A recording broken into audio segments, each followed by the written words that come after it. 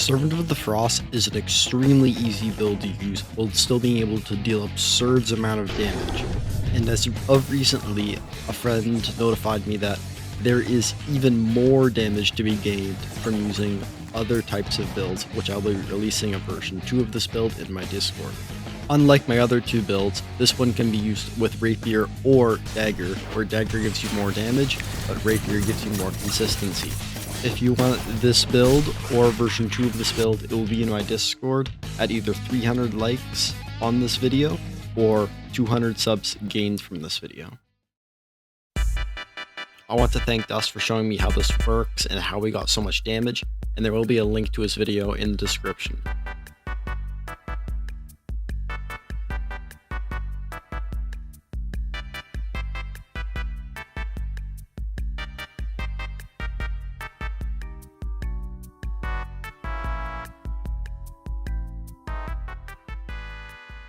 Let's do a quick speed progression.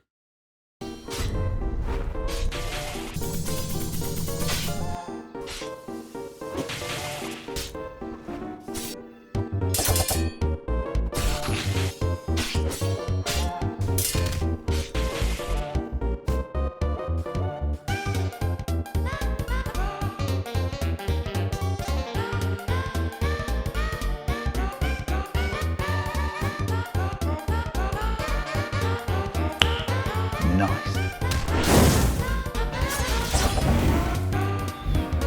Wow.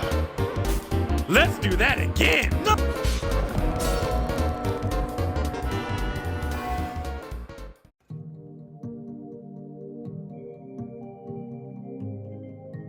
One of our main key components for this build is metal turrets. The reason why is for proccing a massive amount of artisan blades, and we don't have to worry about ritual casting since we go 100 intelligence for absolute pitch, allowing us to completely avoid having to do ritual casting. So we can use it during fight, at the start of fights, and whenever you want to.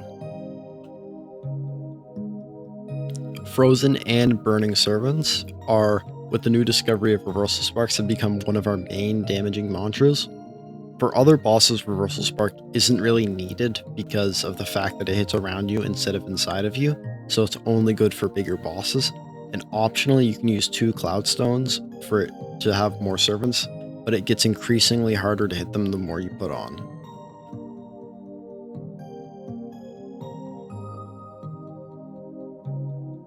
Neural Pathway we're going to be using at the start of fights to cancel fall damage, mainly for Elder Primadon.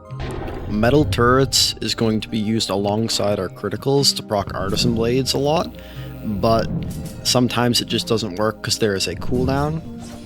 You also have your traditional, as I mentioned it, prediction, with being able to predict his boulders at the beginning and even his big stomps. And we also have Frozen Servants / Palm Strike, which we'll be using at when he is staggered to deal absurd amount of damage.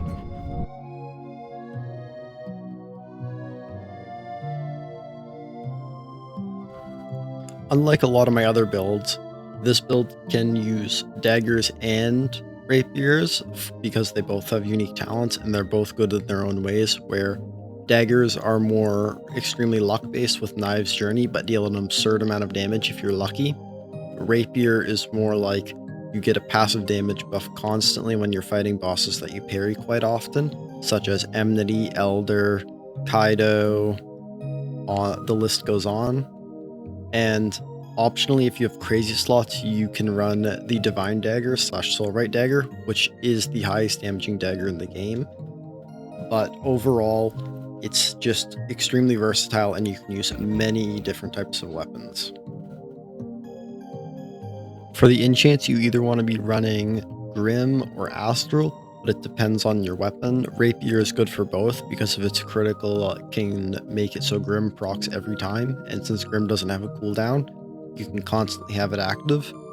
But Dagger can't really do that, so you want to be running Astral with Celestial Boots. But again, you can swap between them, it doesn't really matter. They are both extremely good in their own ways.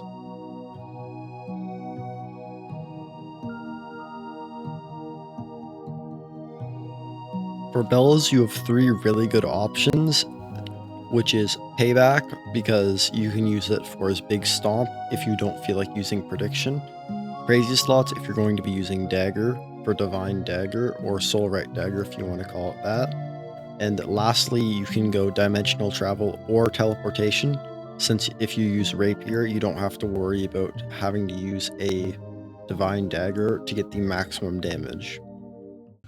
Enough with explaining how the build works and what you want to do with the build. Let's get on with the actual showcase.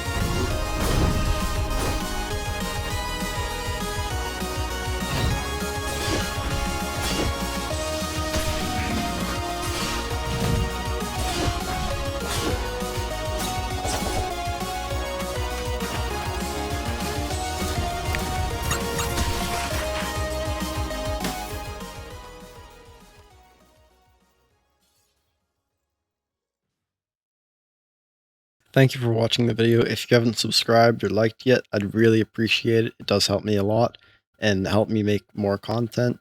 And if you want to see new videos or any giveaways that happen, join my Discord in the link in the description. Have a good day.